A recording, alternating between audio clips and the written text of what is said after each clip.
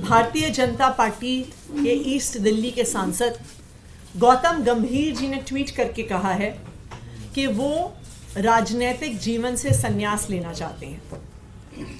और अब आगे वो एक्टिव पॉलिटिक्स में नहीं रहना चाहते। इस ट्वीट का क्या मतलब है? इस ट्वीट का साफ साफ मतलब है कि भारतीय जनता पार्टी गौतम गंभीर जी का ईस्ट दिल्ली से टिकट काट रही है।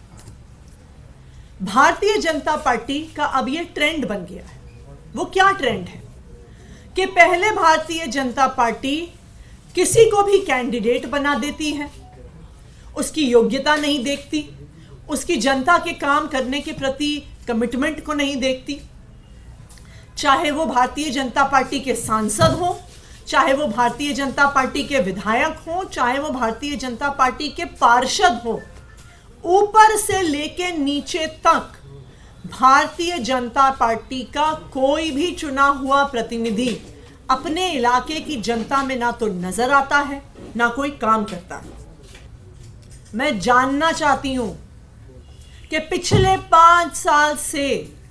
जब दिल्ली के लोग संघर्ष कर रहे थे तो ये सातों सांसद कहां थे?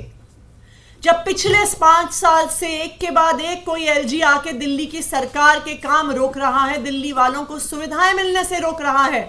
तो ये सातों सांसद कहां थे? जब देश के संसद में दिल्ली की चुनी हुई सरकार के अधिकार छीन लिए गए, जब देश के संसद में दिल्ली वालों के वोट का हक छीन लिया गया, तो ये सातों सांसद कहां थे? जब पिछले साल भर में एक एक करके दिल्ली वालों को परेशान किया जा रहा था, जब अस्पताल की दवाइयां रोकी जा रही थी, जब मोहल्ला क्लिनिक में डॉक्टर को तनख्वाह नहीं मिल रही थी, जब अस्पताल के ओपीडी काउंटर से डेटा एंट्री ऑपरेटर हटाए जा रहे थे, जब जल बोर्ड को पैसे नहीं मिल रहे थे, जब पेंशन रोकी जा रही थी, तब ये सांसद कहां थे? तब ये केंद्र सरकार की गोद में बैठे हुए थे और दिल्ली वाले जो परेशान हो रहे थे, ये दिल्ली वालों की परेशानियों पे खुश हो रहे थे। अगर आज तक कोई एक आदमी है जो दिल्ली वालों की हक की लड़ाई सड़क से लेकर संसद तक लड़ता है, चाहे सड़कों पर हो, चाहे एमसीडी के हाउस में हो, चाहे विधानसभा में हो, चाहे न्यायालय में जाके हो,